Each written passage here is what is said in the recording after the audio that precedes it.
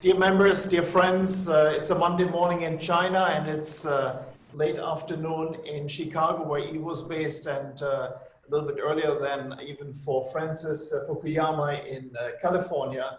I'm very happy that you found the time in order to come into this session. As you know, the Chamber has a 20th anniversary, and we had a couple of programs already, and now this one is starting off with a big bang. It's of course Francis Fukuyama's thoughts on China and the world and whatnot.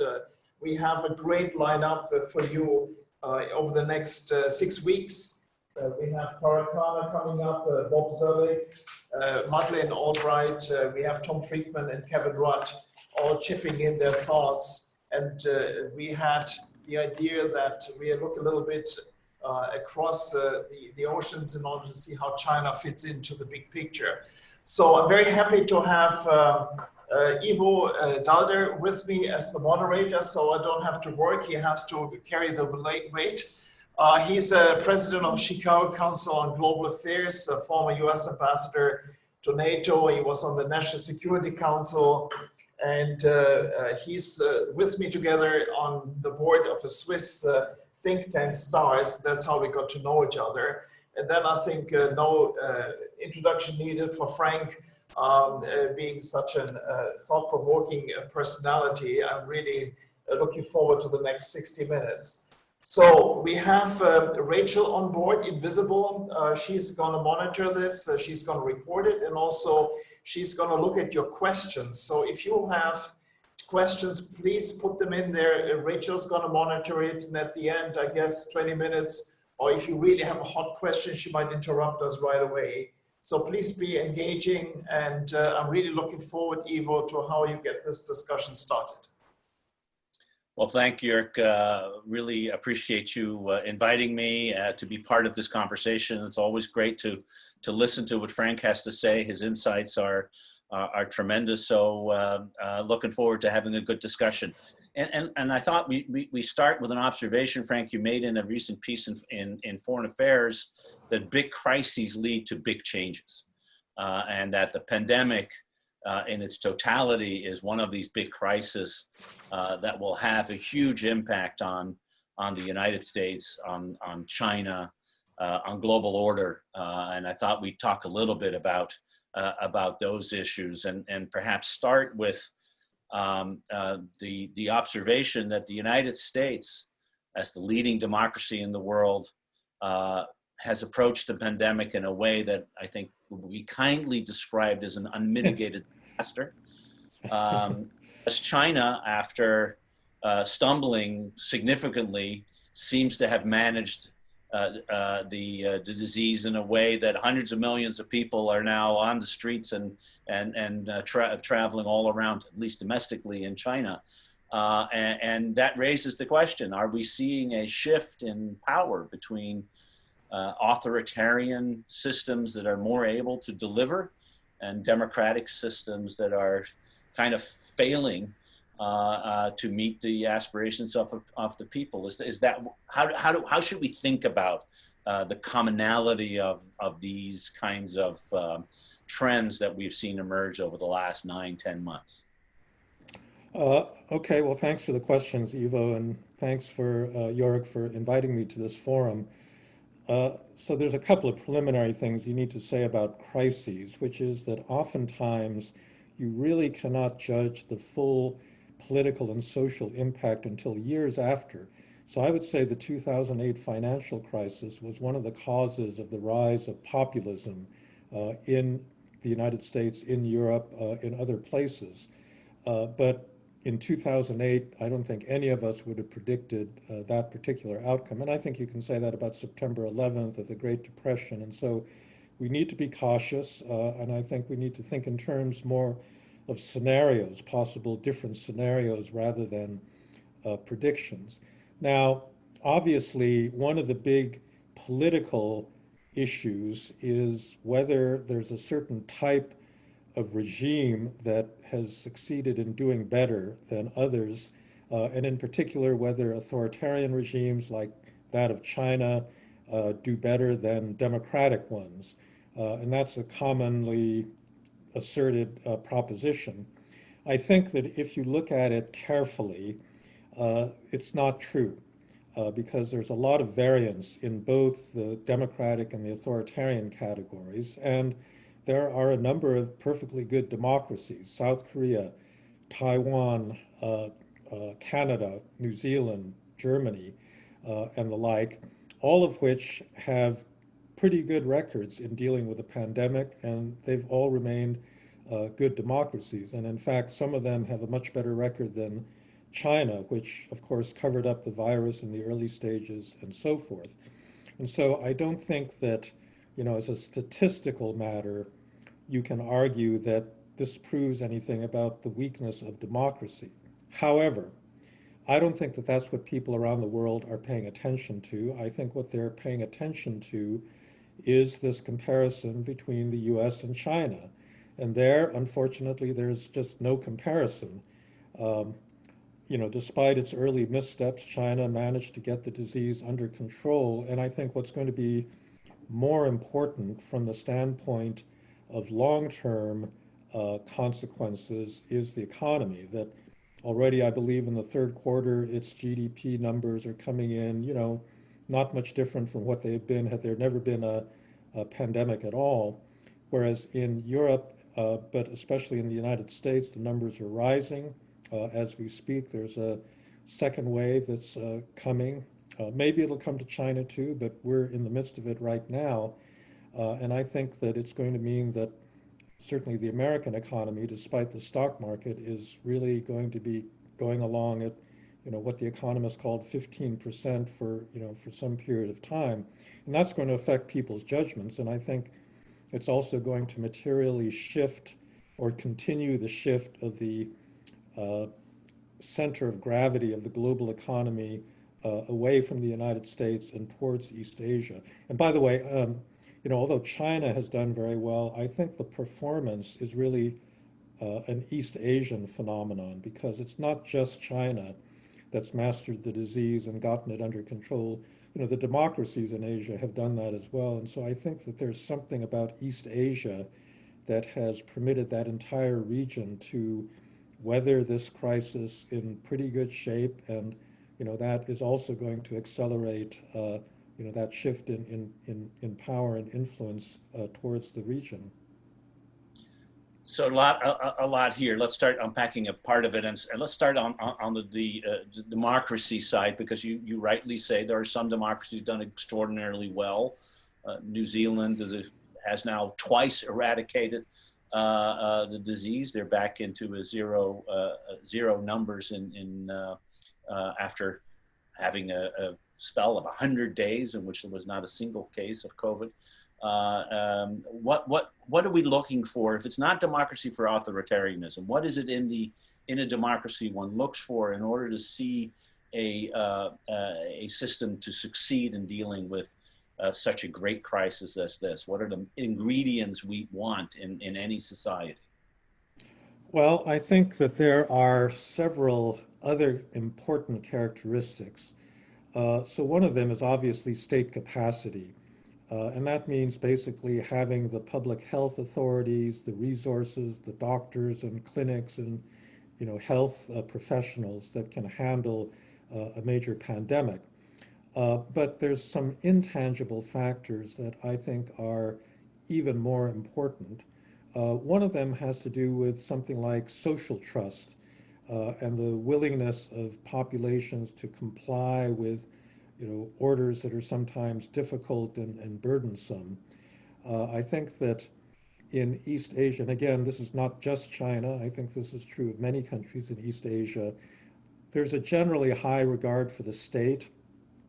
The state is not controversial the way it is especially in the United States. And when the government says to do something, people generally tend to do it. And there's also a kind of technocratic tradition. So in South Korea, for example, the head of their anti-corona effort was the head of their Centers for Disease Control, a woman health professional who then became the most trusted official in the entire country. And that kind of indicates, that this East Asian bureaucratic tradition, I think is an important characteristic.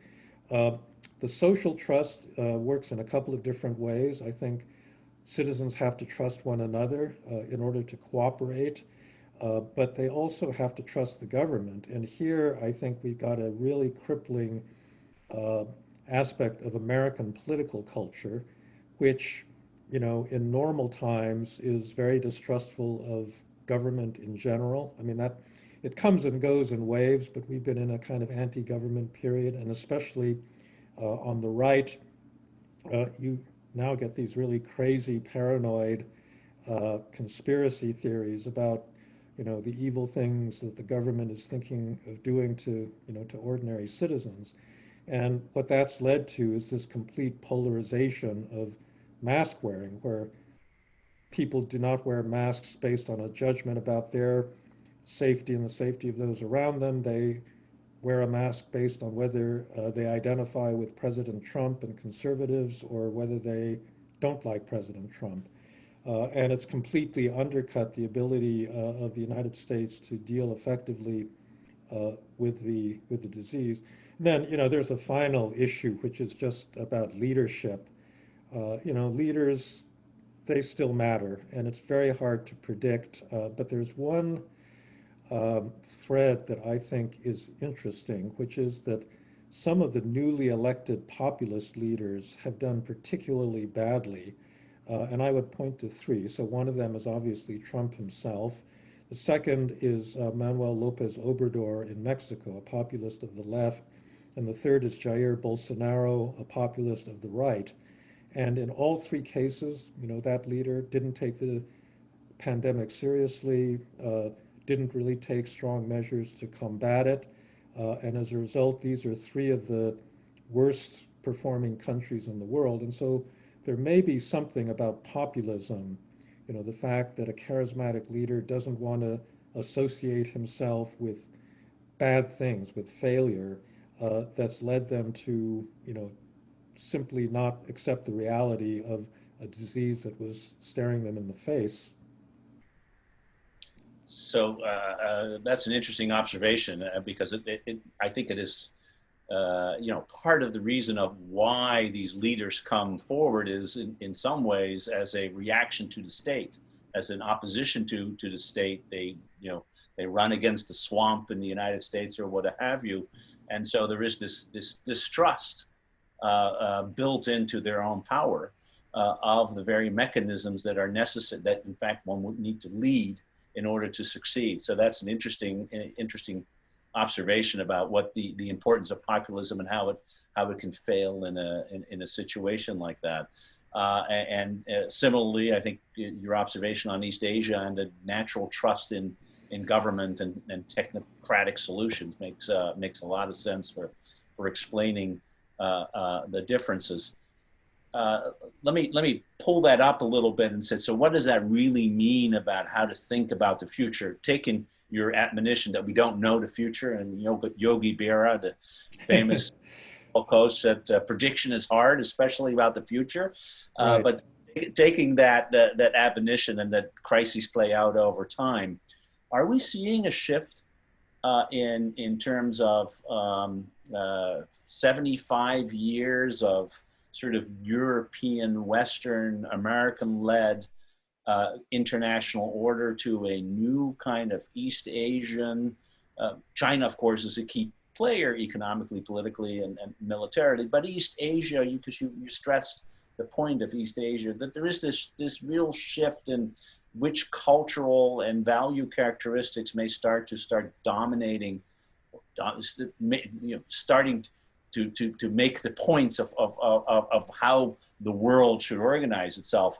A shift from the West, defined as the Atlantic, to the East, defined as East Asia and the Pacific. Well, before I get to the question of the international order, I just want to say something about, this kind of anti-state distrust and whether that's, just a bad thing. And I don't think that it is in all cases, because a lot of times you have states that do really terrible things and they make big mistakes. And if you have a population that is basically trusting of the state and doesn't want to, protest and rock the boat. Those leaders can get away with terrible things, and in many cases, they can lead their country over a cliff. And that's something that's happened in China on several occasions within living memory. And so, that kind of a cultural proclivity has its uses, and that kind of distrust is sometimes well merited. That being said, I think that we've been moving towards a world order that is less dominated by the United States and Europe, and in which China will play an increasing role. There's a very interesting article in the New York Times a few days ago. No, I'm sorry, I guess it was in the Wall Street Journal, about the way that China is very patiently inserting itself into any number of international organizations. I mean, there's a million different, standard setting and airline safety, and every activity is got some international organization attached to it.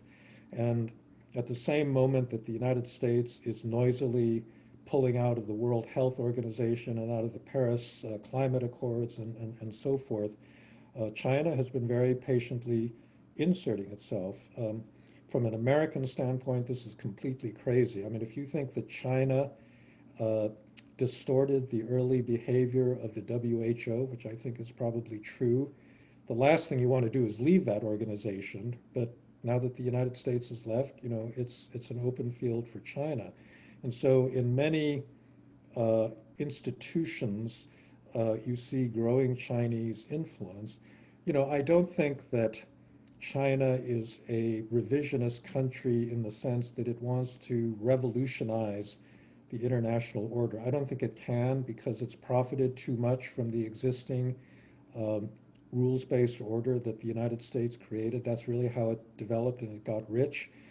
But it's going to really, structure it in a way that suits its own national interests. And we see that happening all over the place, where Chinese preferences now have inserted themselves, for example, deep into the European Union. The EU really cannot criticize China over the Uyghurs or over Tibet or other human rights issues, because there's going to be some probably Eastern European country like Hungary that is benefiting from a Belt and Road investment on the part of China, and therefore doesn't want to anger the Chinese. And because of the kind of awkward decision-making system on foreign policy issues within the EU, the entire organization then is paralyzed. And so, yes, I do think that we're seeing this shift. It's not one that will be uncontested, but unless the U.S. gets its act together, and Europe for that matter, it's going to continue. Now, the question then becomes what China, assuming that continues, right? And then we'll get back on to the question of how the U.S. might be able to counter this, or indeed Europe. But assuming this continues, the question then becomes, which China are we talking about? Is this the China of the last 40 years, as we've seen it, as a country that has opened up, that has developed so incredibly fast? It's one of the reasons all these companies are now in China and participating. Or is it a China that Kevin Rudd, who I know you're going to have, and describes as the Leninist takeover of the Chinese state, and you yourself have talked about China as a increasingly totalitarian country, a country that's where the party is taking complete control, and it's shifted in a pretty fundamental way from what it was, say, from the mid-70s until the early part of this decade. What China are we talking about? Because that's pretty important. It is important to see where. No, I would say that the type of regime in China has actually changed since 2013.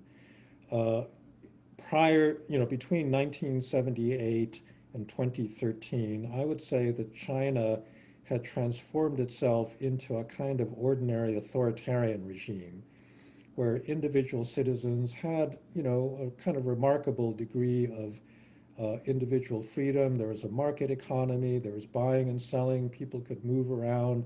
And as I personally experienced on numerous occasions, you know, Chinese citizens could criticize the government and speculate about, you know, what was going on inside the standing committee of the Politburo and, you know, talk very openly about, you know, about their society. And I think since the party congress that brought Xi Jinping to power, that has changed because I think his aspiration, it's a kind of nostalgic effort to revive a certain form of Maoism in which the party controls virtually every aspect of Chinese life. You know, the old, among political scientists, there was this definitional difference between authoritarian and totalitarian regimes. The totalitarian regimes had an ideology, a leading party, a police state that it could use to enforce that ideology, as opposed to, you know, a typical Latin American military dictatorship, which was a kind of lazy, not terribly competent regime that didn't permit democracy, but, you know, permitted civil society and everything else. And I think that the regime type in China really has shifted under Xi Jinping. And I think that a lot of China watchers have been slow to admit this to themselves because they would very much like to see the China they had come to really deal with and know well, you know, the pre-2013 China. But the frog has been experiencing this steadily rising, you know, boiling water temperature, and it's now cooked, I think. The one thing I would say is that I'm not sure that Xi Jinping can achieve the kind of totalitarian control that Mao enjoyed. He's got some better tools. So the surveillance state that is enabled by artificial intelligence and pervasive tracking of everybody's transactions is something that the old Chinese Communist Party never had. On the other hand, Xi doesn't really have an ideology. You know, he's talking about Xi Jinping thought, but and this is something you're going to have to tell me. But my impression is that people there really don't take it seriously. I mean, not in the way that the Red Guards took, you know, Mao's Little Red Book seriously. And that kind of degree of ideological fervor means that the new order will never get enforced, you know, as brutally as the Maoist one. But I think the aspiration is actually very similar, and that, you know, makes China different. And it also has big implications, I think, for foreign policy as well, because there, China has now started to say that its model is available for export in a way that they were very careful to deny or play down before 2013. Frank being based in Beijing, of course, we have to take his thoughts very serious. Actually, I think in many ways, particularly the middle class actually sort of looks at that serious. I think the upper class is a little bit more annoyed about the constant, you know, talking in the propaganda. But, you know, coming to Ivo, you had, you came out with a wonderful book 2 years ago, The Empty Throne. The US abdicated their vital and global leadership. You would expect that actually China takes over. As Frank pointed out, China is getting into more and more public positions in the United Nations, in international standards and so forth. At the same time, when you look into last week's or 2 weeks ago, this Pew research, it shows that while China actually has the opening, political opening, as Trump has made sure that the US left behind an empty throne, China's international standing is nosediving. In my own country, China is now basically only at 25% of people like China, 71% don't like China. And I mean, Japan is 86-9, the United States is 73-20. I mean, it looks like that China, having spent billions on soft power, having basically lost the US as a body and as an opponent, has not managed to capture the imagination and has not gained in soft power. Now, you know, with Biden possibly in the office, there might be a pushback, a kind of, you know, reasoning again, the throne might not be empty. How is that possible that a country that did so well in economy, that fought the COVID virus so well, has such a low standing globally? You're asking me? Yes, both of you. Yes, you go first. All right. I mean, I do think that there was a golden opportunity for China to demonstrate a degree of competence and ability that is not just about what it did at home, but what it could do abroad as a result of this crisis. When the United States stepped back, there's a vacuum that needed to be filled. And the US has stepped back for all the reasons we can go into in more detail, but there's no doubt that it has. And it overplayed its hand.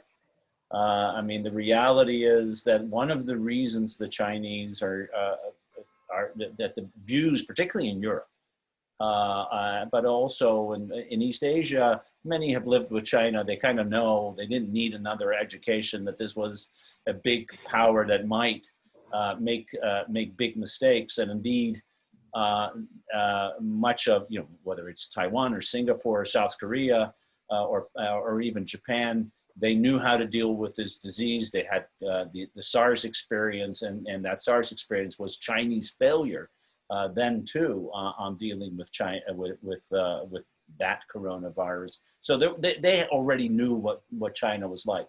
Of course, in Europe they didn't. But then the way that China tried to deal with the issue, pretty ham-fisted when it came to its public diplomacy. It sent masks and PPE and things like that didn't work. They made people pay for it rather than giving it for free. And it was overwhelming as part of its diplomacy. And then you had the ambassador in Paris, the ambassador in London, castigating any criticism of China in this wolf warrior-like diplomacy that we have seen. And it's backfired in many ways, and you see that in Europe. And at the same time, I think the very perception that Frank has about this changing nature of the leadership under Xi Jinping, which in the US is now on both sides of the political aisle widely accepted, is also becoming seen in many parts, particularly in Western Europe, and it will over time presumably come to Eastern Europe as well. But in Western Europe, people are seeing that there is something about China that is more confrontational, that it's not just about opening up a market. That's true in your country, Europe. It's true in the UK, where the change on Huawei and 5G was pretty rapid. Hong Kong had something to do with that. US pressure had something to do with that, but also a better understanding of what China is about. So in a fight that is starting to take place between the Chinese point of view and the Western point of view, a lot of Europeans are saying maybe we don't like that Chinese point of view as much. They may not have full confidence in the United States. They don't quite know where they need to go, but they haven't chosen for China yet. And I think in that sense, the Chinese have in some ways overplayed their hand, even though they had a huge hand to play.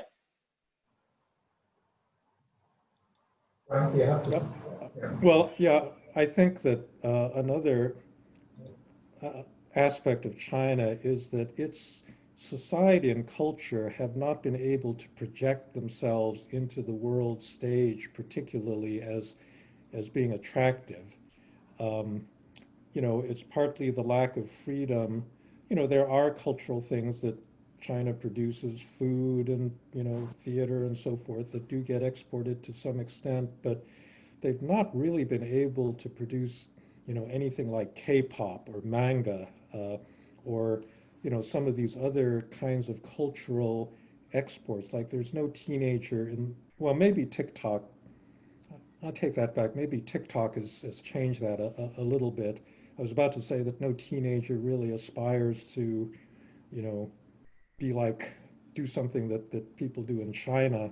And And that also, I think, is something that is holding them back. And there, I do think it is a kind of lack of freedom, that the kind of creativity that produces cultural exports is really,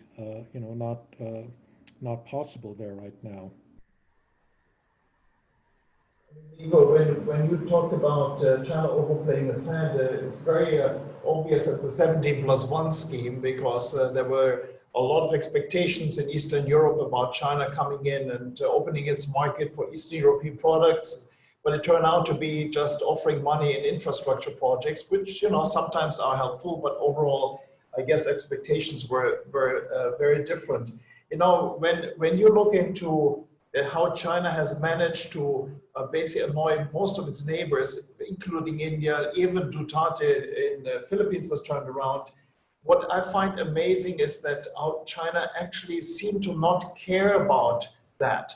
That they feel like they have to keep going and sort of reminding everyone that they are big and everyone is small, which is a great pity that there seems to be no awareness how this country is starting to isolate itself. And that leads to the study there. I would like to have also Frank's opinion on decoupling. The Chamber does a study on decoupling because we think that's the big topic over the years to come, not just on trade flows, but also technology and finance.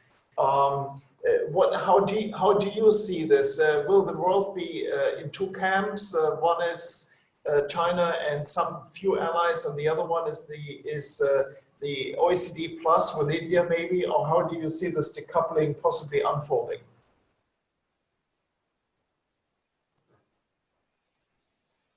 Frank, you want to go no, first? I think, Ivo, you go first. Okay, so I think there are two elements to it. One is an economic and a technological element, and the degree to which you can actually disentangle your economic and on the technology side, I think they're two slightly different questions, but how much can you disentangle given how much investment has already been made in the integration of the economic and technological systems that exist? And I think there, it is a lot easier to talk about decoupling than actually do it. And so that there may well be a marginal decoupling, and I think there will be a likelihood of companies and countries asking themselves the question, is a new investment, is a new a continuation to in integrating with China the right thing for the moment. But on the other hand, the reality is you're still dealing with a country of 1.3 billion people. It's a pretty big darn market. And if you're selling iPhones or have you, unilaterally saying we don't want to be part of that is very hard, very difficult kind of decision.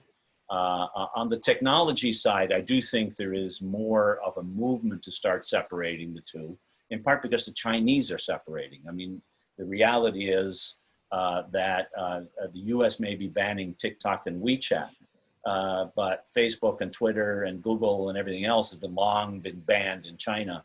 And so you may well have two or more internets, splinter nets, emerging also because the technology is so integrated in your national security side, which is the 5G argument, but it's big data, it's who owns it. I think there's a bigger tendency to separate. But that's the economic and the technological side. There's also the political side, which is if you're going to divide in two camps, what's that Western camp going to look like?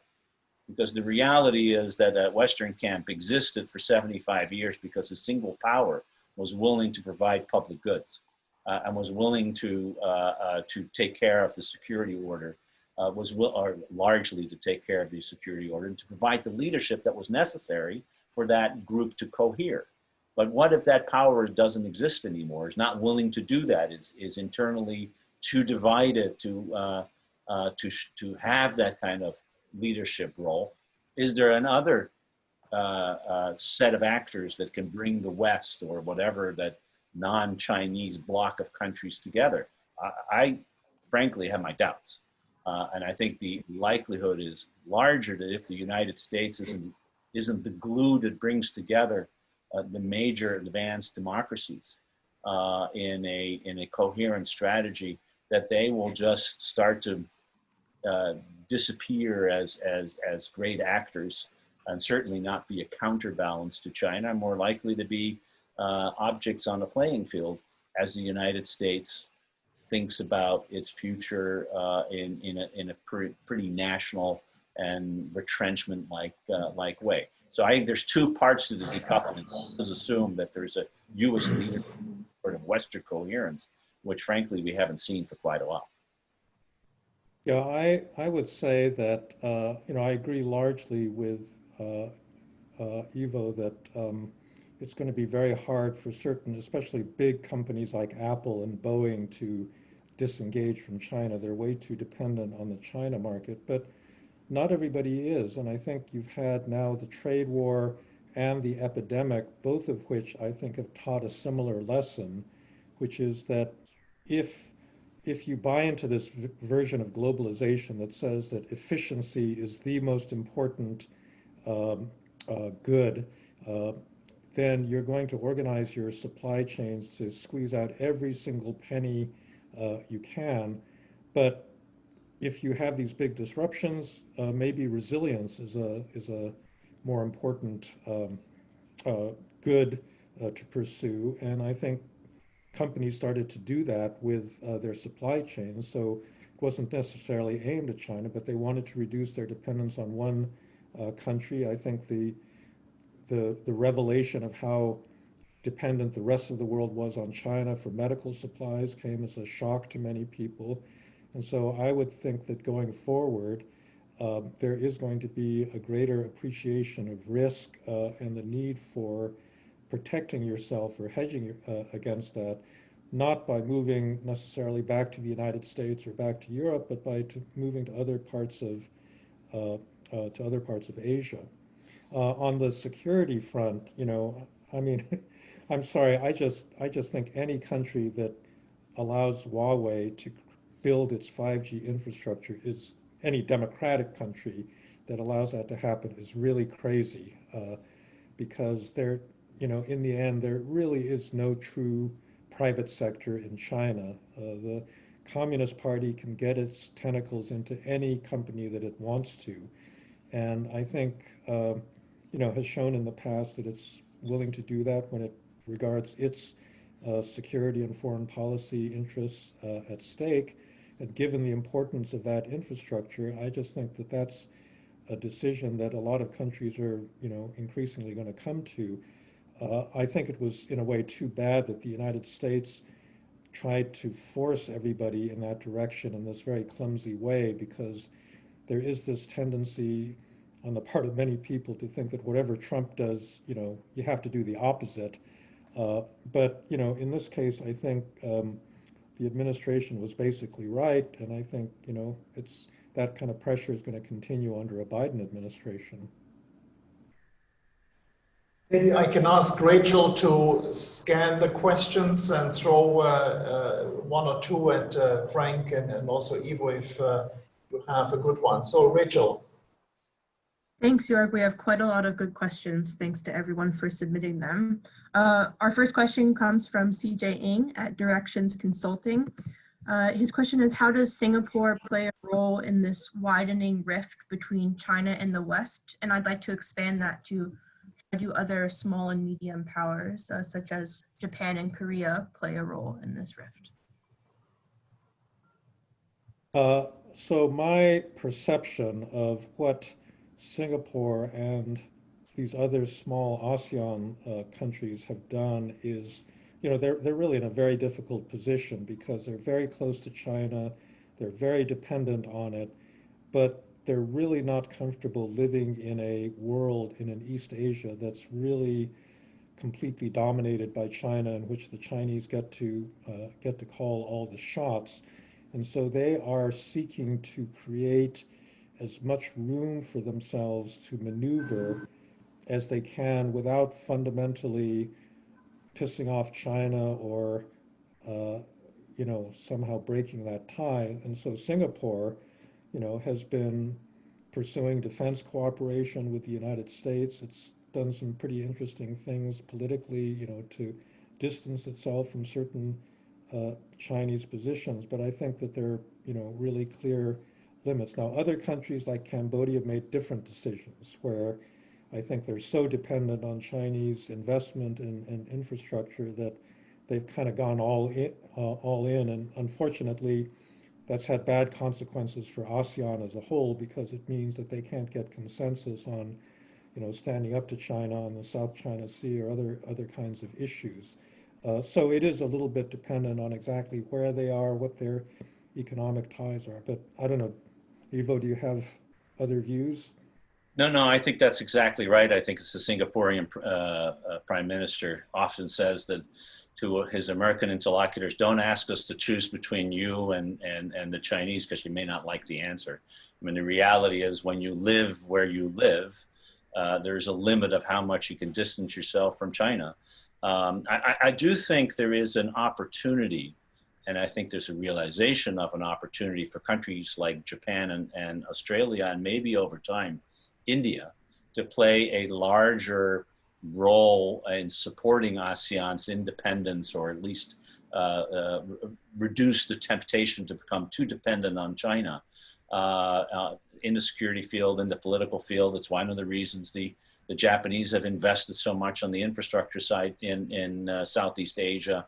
I think the Australians are seeing a greater and greater need to do the same, first in the Pacific, of course, which is closer to where they are, but ultimately they understand that this is part of the world that they are living in, while at the same time trying to tug the United States back into an active role because they need somebody to counter the Chinese. But in the end, these countries are finding it very hard to resist Chinese encroachment because they live in the neighborhood.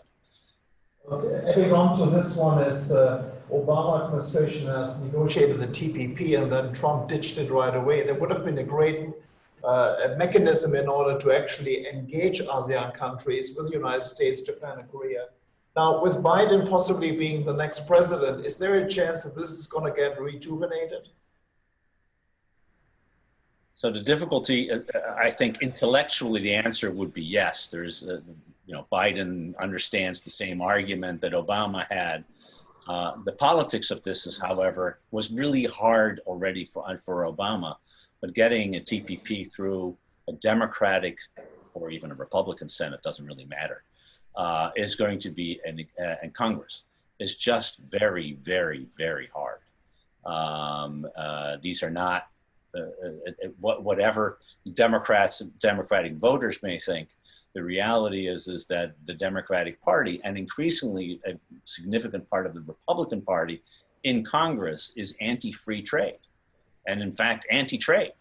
And so getting any trade agreement through is going to be extremely difficult for Biden, and frankly not on the top of the list. Yes, the geostrategic argument for it will be important, but is there another way to do that rather than through a trade agreement, which, let's remember, Obama didn't get through Capitol Hill when he needed it to, and it's just going to be much more difficult with Trump shouting on the sidelines that any trade deal that was not negotiated by him is by definition the worst trade deal in the world, and just makes it harder to get that done. That's the worry about TPP, and the idea that we can just go back to January 20th, 2017, rather where we can go back into it. I don't think that's going to happen. Rachel? Thank you. On that topic of trade, Peter Young from Enterprise Ireland asks, China is now promoting two cycles, domestic circulation and international circulation. How do you see that affecting international trade?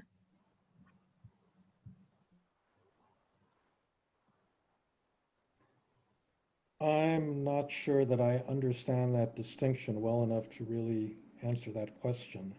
I think the fact that you don't jump on that question already tells a lot about how much international coverage it got. It's a dual cycle. Xi Jinping sort of emphasized the fact that China should be less reliant on exports, stimulate domestic consumption in a way, balanced by, we should still open up. That's the second cycle. But it sounds to us here a little bit like China is sort of disengaging or withdrawing from global engagement markets and so forth in order to just live off its huge domestic market.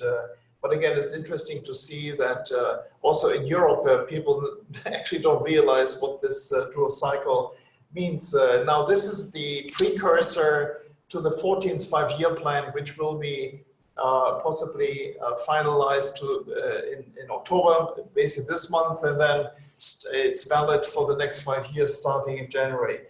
But maybe Rachel, the next one. Sure. So the next question comes from Rosanna Terminio at ASICorp. She agrees with the comment on populism and COVID management. How about this comparison within EU countries? Italy has performed better having a populist government, although you define it as in your books as being a low trust country. So how might you explain that?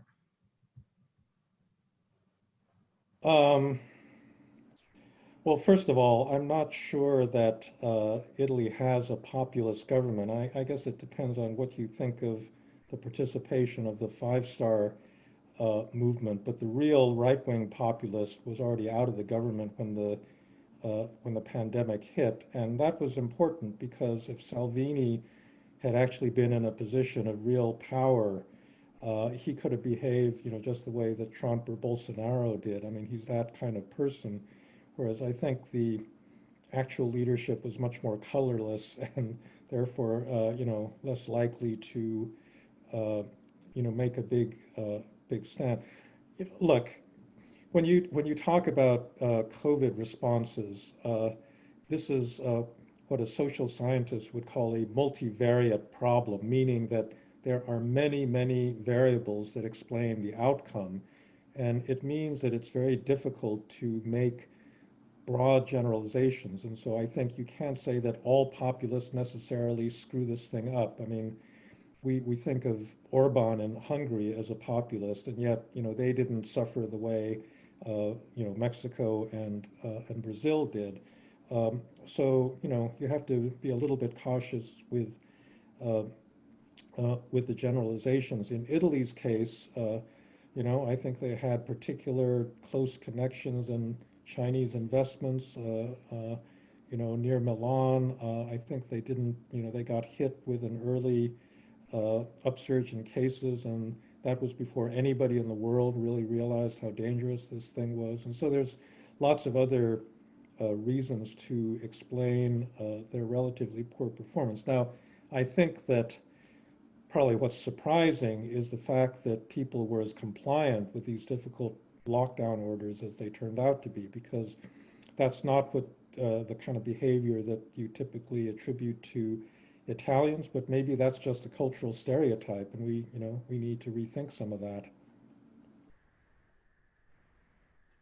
Frank, when we met last time in Norway, you introduced this concept of vitocracy, meaning everybody in democratic societies can veto something, and that sort of is different in more autocratic systems. You mentioned Erdogan and Orban and Putin and so forth, and they look much smarter because they can just say and things get done, meaning their appeal is much higher because democracies very often look like chatterboxes. But now if you look into these countries where strongmen are basically able to do things, they seem to be not able to actually deal with a major crisis. So the allure of the kind of,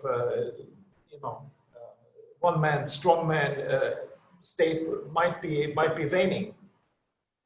Well, I think there's a very interesting thing going on, especially around Russia, because, you're right that being a strong man allows you to take rapid action when you know what you're doing and you're competent, but it also allows you to make really stupid mistakes when you're incompetent.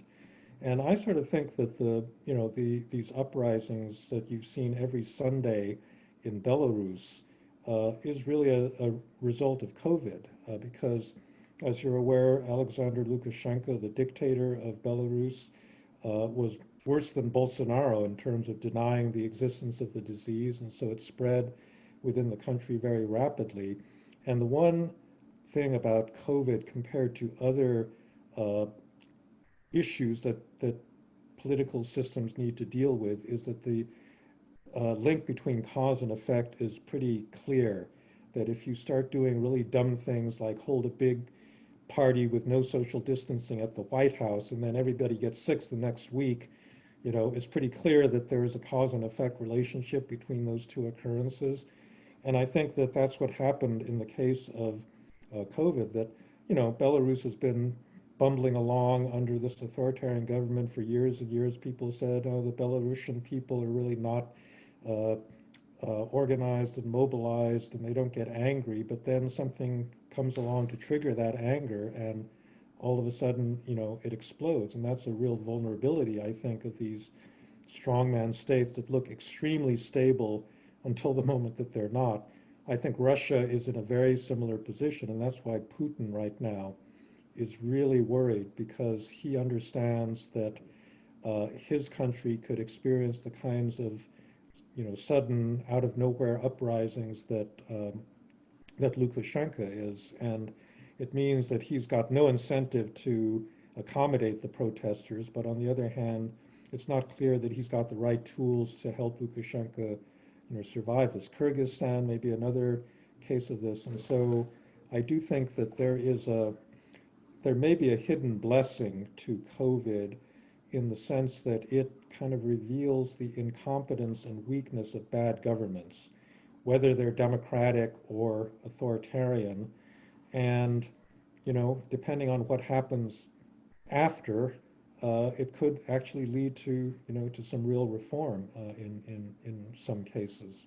At least that's, you know, that's what I hope the outcome will be.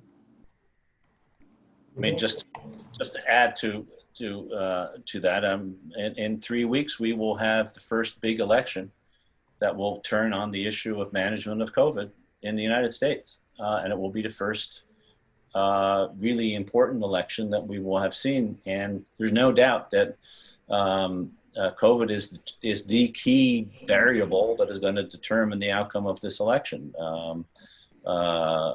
assuming that the votes are counted as in the same way that they were cast, and so this issue of competence and this issue of how to deal with it and the relationship of how do people relate to their government, what we started with in terms of the populism issue is evident even in this case, and I think, you know, actually we will have another election even earlier next week in New Zealand, in which it looks like Jacinda Ardern is going to win an absolute majority, which has not happened since they've had a political, they changed the electoral system there. A different way in which COVID is going to have impact. So this is a big issue that is going to have real impact on political power.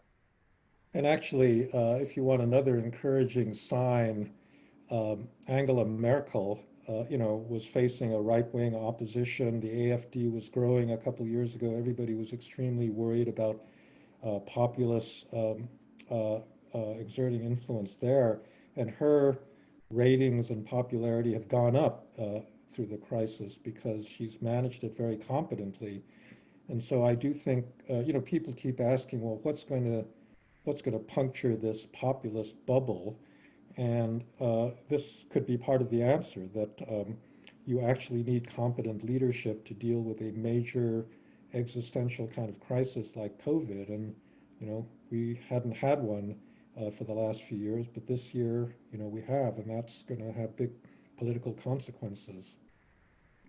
Yeah, I mean, the right-wing AfD has been losing ground over the last month, and Merkel, indeed, as you said, had an incredible run. After she said she's not going to run against for office, COVID happened, and she was at her best at managing the crisis. So let me just finish today by taking up a question from one of our members and expanding it a little bit. We had a member asking, if you have the opportunity of sitting down with either President Xi, von der Leyen, or Donald Trump for dinner, would you do this, and who would you choose, and what would be your topic? And as we just talked about Angela Merkel, maybe to the three politicians, I might add Angela Merkel. So who would you choose, and what kind of advice would you give that particular person? You know, I would actually much rather have dinner with my wife and family than with either of these two gentlemen. I think that for very different reasons, they will be completely resistant to any kind of advice. I mean, that's the most obvious in the case of Trump. I mean, even his closest family members really can't tell him anything that except to praise him or, you know, to just to be a complete, you know, lickspittle. But you know, but she is different in a different sense. I mean, I think that when you exercise the degree of power that he exercises over such a large country, it does something to your brain. You know, you really don't become interested in other opinions. You lose your curiosity. You kind of get very confident in your own judgment. And so I just think that having dinner with either of these gentlemen would, you know, quite frankly, be a waste of time. Now, Trump, I suspect, would be very entertaining, right? So, you know, you want to see if he throws a temper tantrum or whether you could provoke him. I don't think you could provoke Xi Jinping, but you could certainly provoke Donald Trump. But I actually don't want to, I don't want to be there. I don't want to be the instrument of this. Ivo, who would you cherry pick? So I think the food would be better with Xi Jinping, but I mean, I can guarantee you that because McDonald's hamburgers is not high on my list. You know, I would pick, and I'd have dinner with Frank and his wife. Well, guys, it has been a real pleasure to have the two of you. And again, thank you so much for donating your Sunday afternoon for our members here on Monday morning in China. Bye-bye. Take care. Okay, bye-bye. Thank you. Bye-bye. Bye, Ivo. Bye-bye.